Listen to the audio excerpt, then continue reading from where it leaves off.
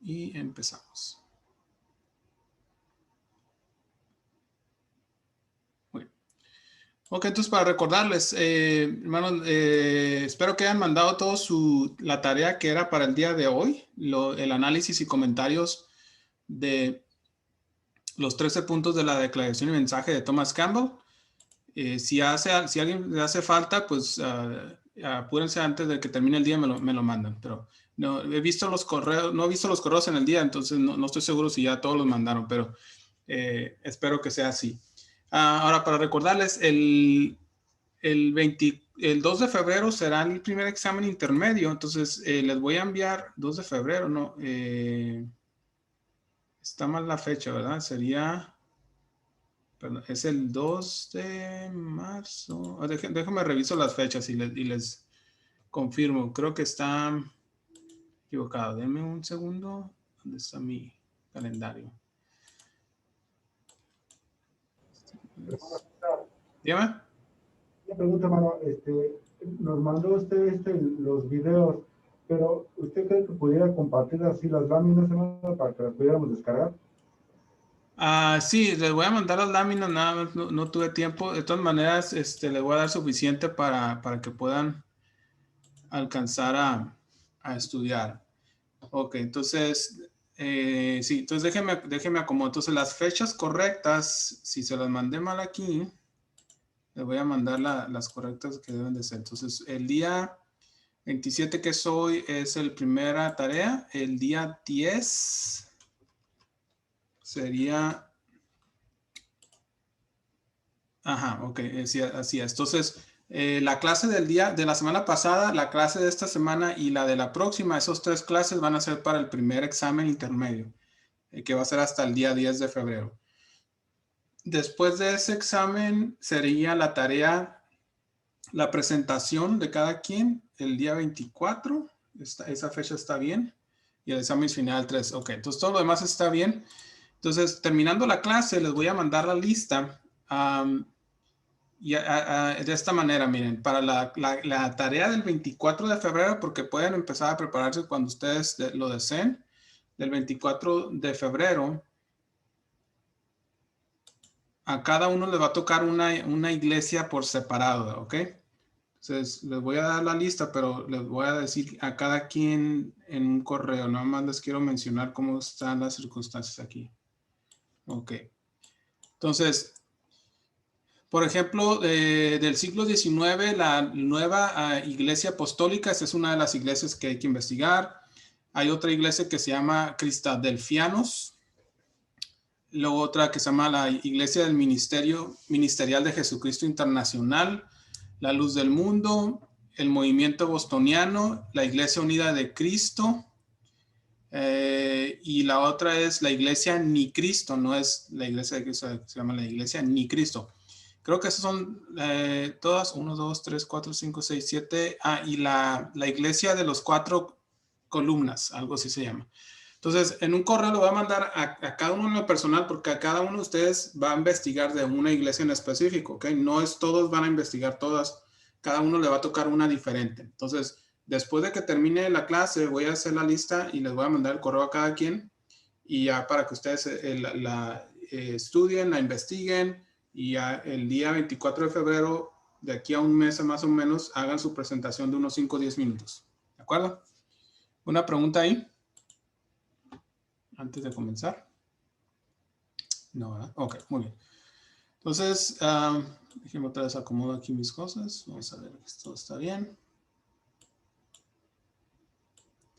Ahora sí, vamos a empezar entonces con la clase. Déjenme, me cambio nos quedamos la clase pasada. Entonces, la clase pasada vimos la introducción de la clase y vimos la historia así breve, en resumen, de los primeros 3 siglos antes de lo que estamos ahorita ya entrando, que es el siglo del año 1800, de los años 1800. Nos vimos 1500, 1600, 1700. Vimos, digamos, el preámbulo a lo que es la historia de la restauración, que es más que nada en los años 1800.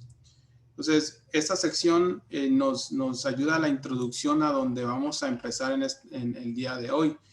La última sección que vimos, me adelanto aquí en las filminas. La última sección que vimos fue lo que se le llama el movimiento O'Kelly. Entonces empezamos a ver estos eventos de lo que le llaman el gran despertar, que empiezan a ver personas más interesadas que están buscando una experiencia religiosa, están buscando algo diferente a lo que era la iglesia común en aquellos tiempos, y empezamos a ver diferentes personajes que relacionados a este tipo de movimientos. ¿Okay? Empiezan a haber reuniones al aire libre, empiezan a haber predicadores que van de lugar en lugar. Vimos personas como Barton Stone que tienen una campaña y empiezan a buscar digamos, otra manera de ver lo que es la iglesia a la que estaban acostumbrados. Y luego empezamos a ver que no solo en Estados Unidos, porque la mayoría de esto sucede en Estados Unidos, pero también en el continente europeo, de donde vinieron todas estas personas, empiezan a haber también otros movimientos donde empiezan a haber cambios a la iglesia establecida, que era la iglesia católica, ¿verdad? Y la última parte que vimos fue este personaje llamado O'Kelly, o el movimiento de O'Kelly, que precede a lo que Stone, vamos a ver ahorita más a detalle en esta clase, empezó a ver otra vez o no estar de acuerdo con la iglesia establecida. En este caso, la iglesia metodista. Y empiezan a buscar otra manera de buscar la verdad, por decirlo así. ¿Okay? Entonces, esta fue la última parte que vimos. Vimos, por ejemplo, que esta persona, cuando no estuvo de acuerdo, empezó a ver que lo que realmente tenía que hacer es ser cristiano, nada más, ¿verdad? No ser de todo tipo de nombres o denominaciones. Empiezan a ver que la organización que ellos tenían como iglesia, en el caso de la iglesia metodista, posiblemente no era de acuerdo a las escrituras, ¿okay? Y por eso hay desacuerdo entre ellos y empiezan a separarse porque no están de acuerdo con lo que los demás están haciendo. Y este es uno de los primeros grupos que vemos que empiezan a buscar esta unificación bajo lo que la Biblia dice, porque en la Biblia no había cristianos metodistas o cristianos o iglesias episcopales o iglesias anglicanas o iglesias metodistas, no había todo este tipo de versiones de la iglesia, era una sola. Entonces, en este caso, este grupo de personas llegan a la conclusión de que deberían de llamarse nada más cristianos y que deberían de seguir el plan bíblico. Entonces, esta es ya las primeras chispas, como le llamamos, de este movimiento que empieza a ver las cosas diferentes. Y el movimiento Kelly llegó a tener una membresía bastante grande y todavía vemos estos detalles, estos problemas, ¿verdad? Como dijimos, de que aún así empezaron a haber problemas porque en ciertos temas doctrinales, y aquí en específico el bautismo, no estuvieron de acuerdo y entonces llegaron a la división. Pero vemos que ya empiezan a ver, hay un camino hacia buscar la verdad en las escrituras, aunque no siempre llegaban a la misma conclusión. Y aquí todos nos quedamos. Entonces vamos a empezar a continuar con el tema aquí, ¿no? En el caso de los cristianos en Nueva Inglaterra, al otro lado en la región de Estados Unidos, al norte, otras iglesias, fuera de esto que hablamos de O'Kelly, que se llamaban iglesias o eran simplemente cristianos, empezaron a haber otros movimientos, otras iglesias que independientemente de lo que estaba haciendo estas personas, empezaron a surgir también de forma independiente. Estas iglesias eran similares a las de movimiento O'Kelly, pero completamente por su cuenta empezaron a surgir.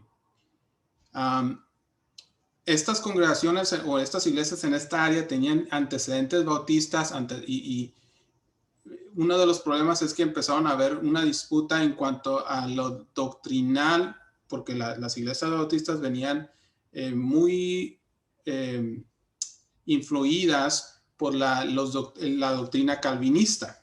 ¿Okay? Vamos a ver un poco más acerca de eso después. Pero en este caso, el movimiento Kelly había surgido del movimiento de la iglesia metodista. Las iglesias en el área de Nueva Inglaterra estaban surgiendo de las iglesias bautistas. Entonces, de ambos lados empiezan a haber estos grupos de personas que no están de acuerdo con los conceptos doctrinales de organización de la iglesia, o el control que tenía el gobierno sobre la religión. Entonces empiezan a surgir iglesias similares independientes. En mi caso, en lo personal, les mencioné antes que cuando estaba niño, mis abuelos nos llevaban a la iglesia metodista, pero se llamaba Iglesia Metodista Libre, ¿ya? Porque había surgido de la iglesia metodista, pero en un momento no estuvieron de acuerdo con lo que es la organización completa de lo que es la iglesia metodista, y dijeron, no, nosotros somos independientes, no queremos que seamos controlados por una central en algún lugar. Entonces la iglesia se llamaba así, Iglesia Metodista Libre. Entonces son similares situaciones en estos casos en los años 1800, donde estas iglesias se hacen independientes. Luego viene Elias Smith. Elias Smith es un predicador bautista que está insatisfecho con la doctrina calvinista. ¿Ya? Llegó a la conclusión para él en lo personal de que todos los sistemas teológicos estaban equivocados y que la iglesia debería de seguir únicamente las escrituras. ¿Okay? Como dicen, entonces, hermanos, podemos afirmar que la iglesia de Cristo original desapareció. No podemos decir que desapareció, porque acuérdense que la promesa de Dios, desde antes que fuera establecida la iglesia como tal, o lo podemos decir como el reino de Dios, la promesa de Dios fue que el reino nunca sería jamás destruido. Que, la manera que lo podemos ver es que siempre ha habido un remanente.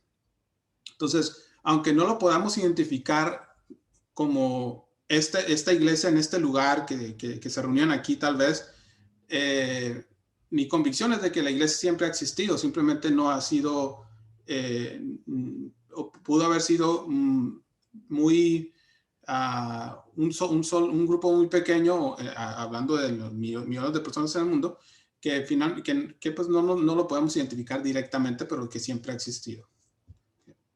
Que si no, de otra manera, podríamos decir que Dios habría fallado en su promesa de que su reino nunca sería destruido.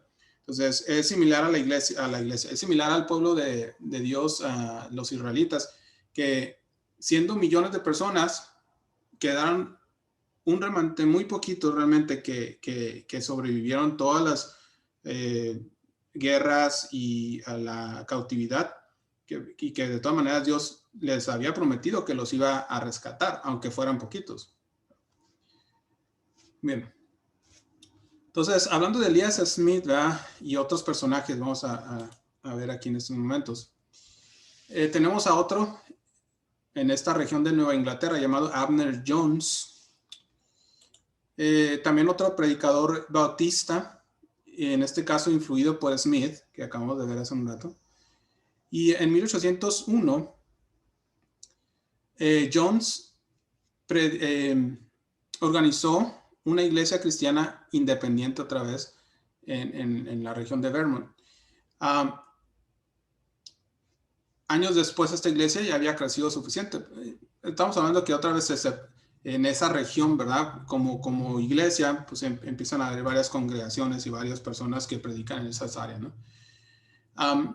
Durante ese tiempo, en 1808, Elias Smith, esta persona relacionada con Abner Jones, empieza a publicar el heraldo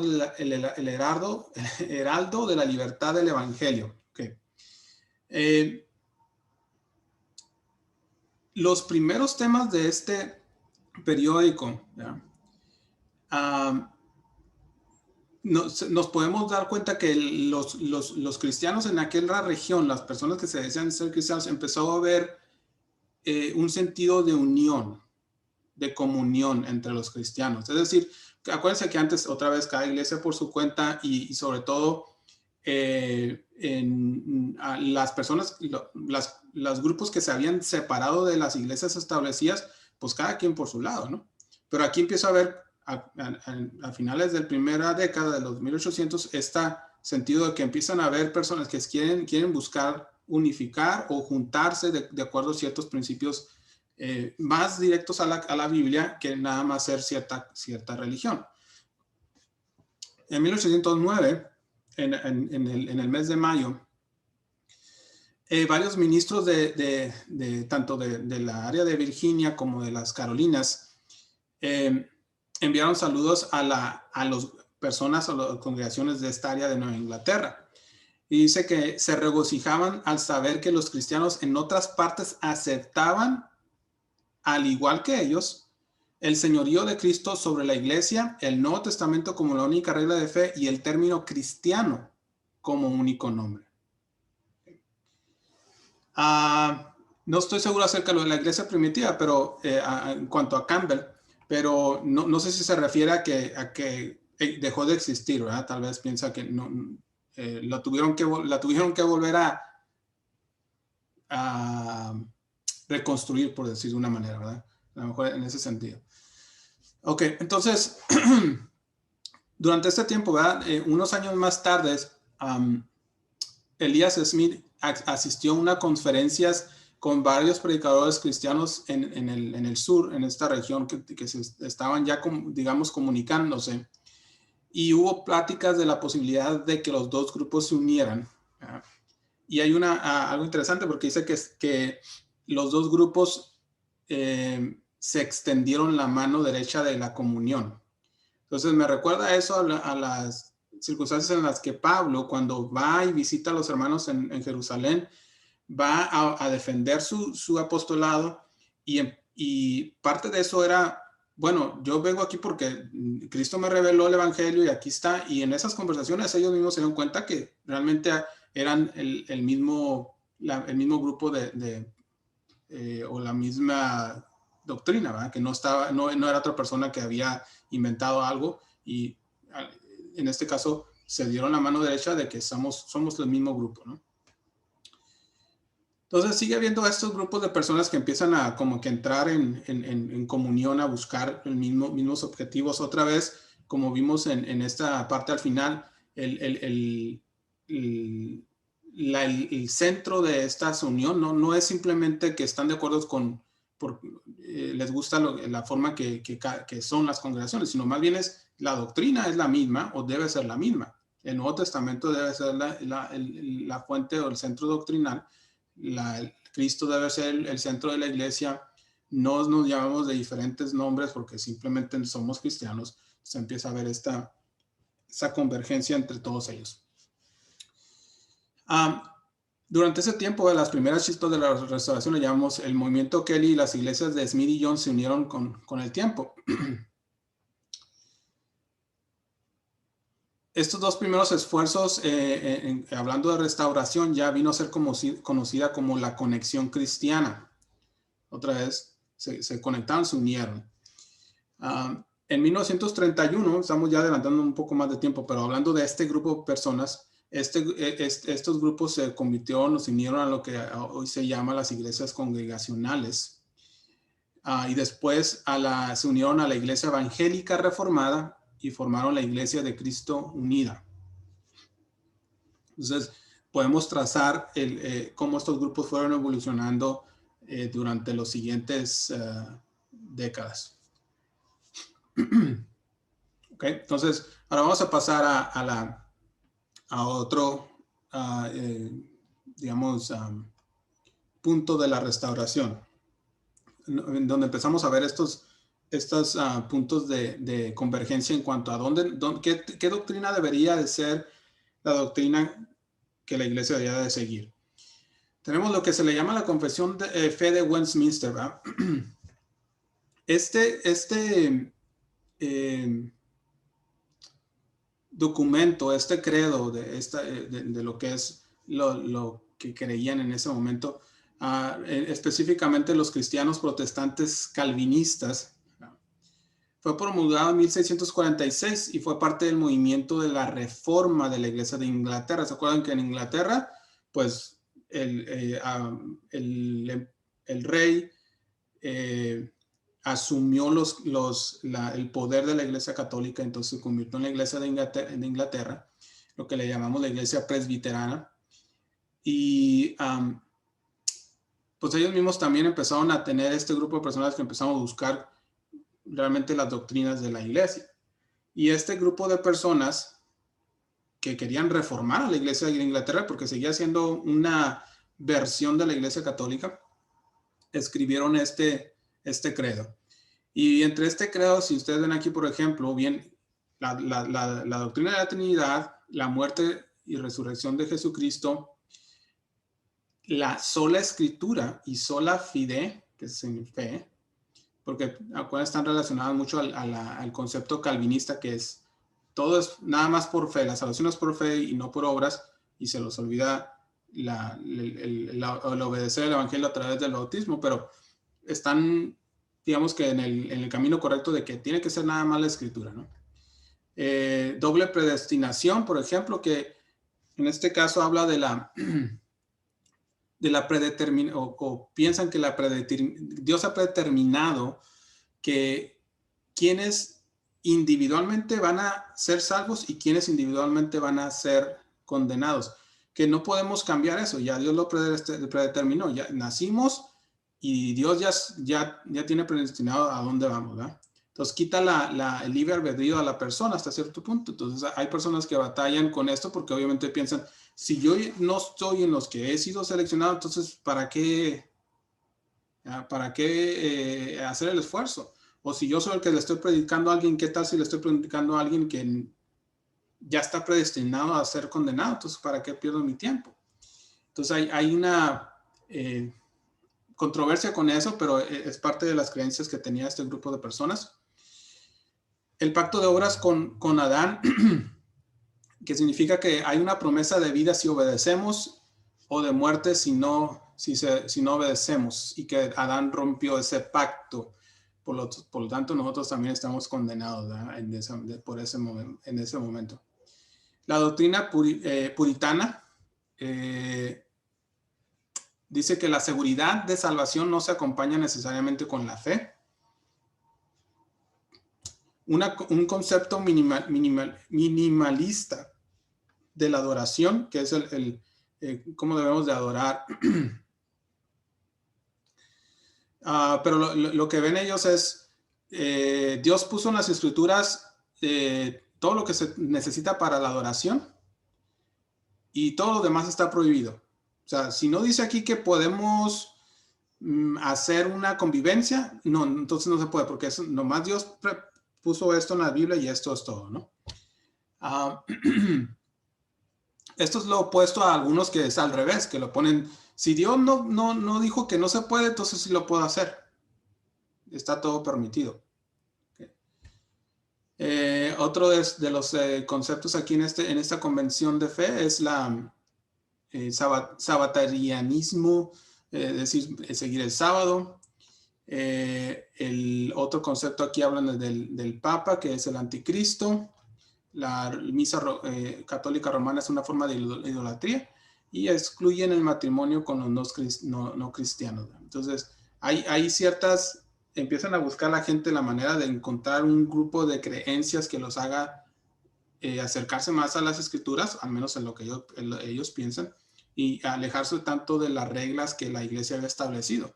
Que acuérdense que para ese entonces la iglesia la Biblia, perdón, había sido relegada a un lado, a las escrituras, había sido prohibida, y ya era más que nada las leyes y los credos y las enseñanzas que la élite había puesto que tanto las escrituras. Pero en este caso empiezan a buscar las personas, como en esta confesión de fe, no, mira, aquí dice la Biblia que debemos de hacer esto y esto y esto, ¿verdad? Aunque en muchos de estos conceptos lo habían interpretado de forma incorrecta.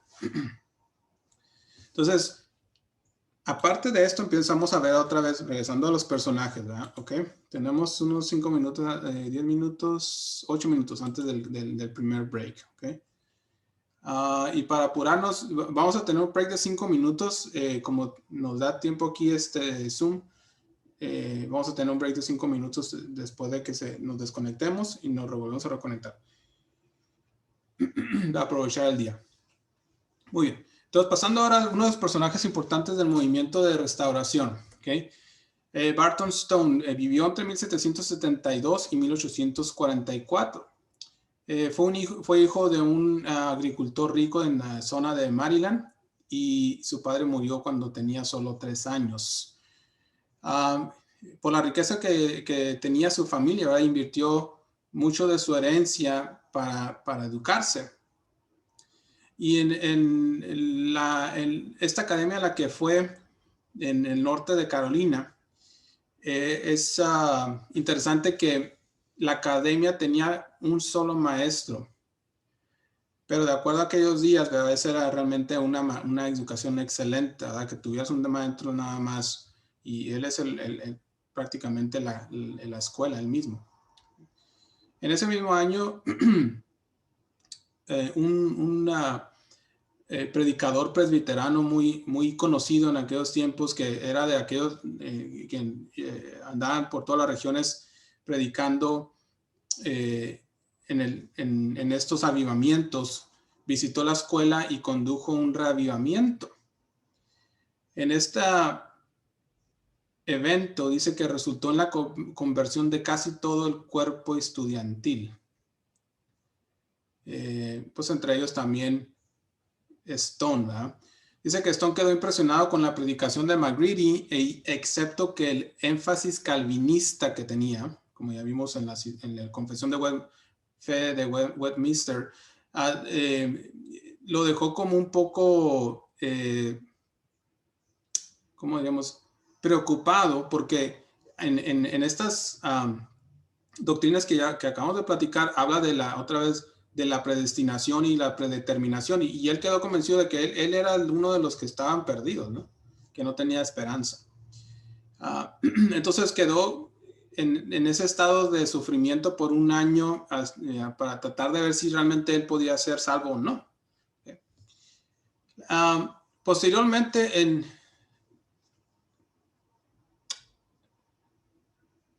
escuchando a otros predicadores, en este caso William Hodge, quien enfatizó en sus mensajes el amor de Dios, entonces se convierte Barton Stone con estas predicaciones, sigue su preparación y en 1796 recibe su licencia para predicar. En 1797 inicia el segundo gran avivamiento en la iglesia donde predicaba esta persona, James McGready, que fue el primero lo convirtió hasta cierto punto, pero lo dejó preocupado. Empieza este segundo gran avivamiento donde otra vez había intenso emocionalismo, pero empiezan a participar predicadores de varias denominaciones, o sea, ya no es, nomás es porque si somos esta iglesia o no, aquella iglesia. Y John McGee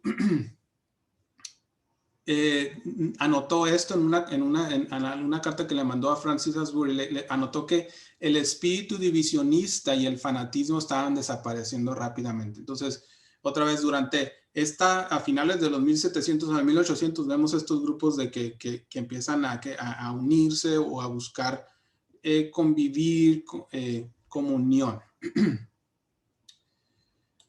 En el caso de Barton Stone,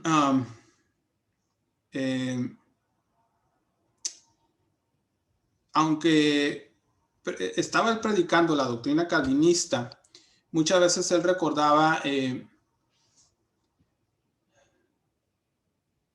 que en esta doctrina de la predestinación o predeterminación, él era inútil en tratar de cambiar a alguien, porque si ya estaba predestinado, pues Dios no lo va, es uno de los que Dios no escogió para que se arrepintieran. Entonces tenía esta contradicción ahora que estaba él como predicador. Aún así, bueno, sigue en su carrera como predicador. En 1798 es ordenado como el predicador de la iglesia presbiterana y le preguntan, ¿verdad?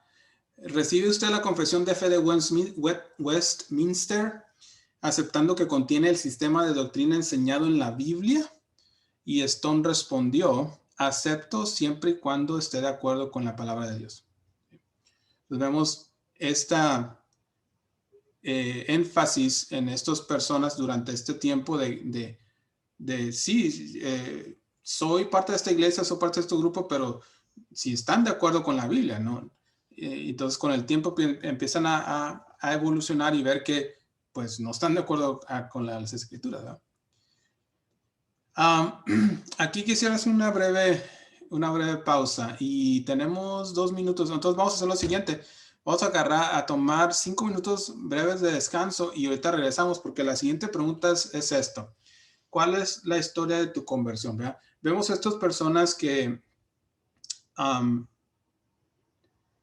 estaban en cierta doctrina, cierta iglesia, nacieron o crecieron con ciertas creencias y empezaron a ver y empezaron a escuchar, o les tocó en este caso como a Stone, estando en la escuela, a que alguien viniera y predicara algo que nunca había escuchado tal vez, y eso lo convenció, lo convirtió a esa doctrina.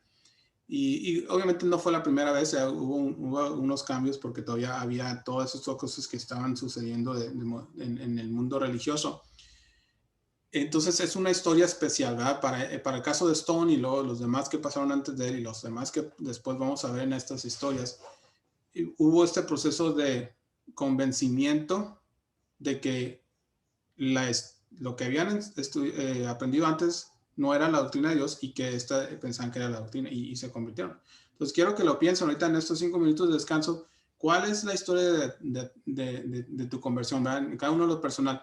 Y espero que puedan ustedes compartir, ¿verdad? Voy a compartir la mía y después ustedes comparten la suya. Entonces vamos a tomar 5 minutos de descanso. Ahorita regresamos después en la misma sesión aquí de Zoom. ¿De acuerdo? Está bien, hermano. Ok. Si están despiertos, digan que sí. Amén. Y nos vemos en 5 minutos. Amén. Amén. Ok.